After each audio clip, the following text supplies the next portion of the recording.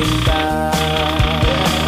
Alam mo bang walang kasing saya sa tuwing ika'y aking nakikita? Ngunit malaki din ang problema dahil hanggang ngayon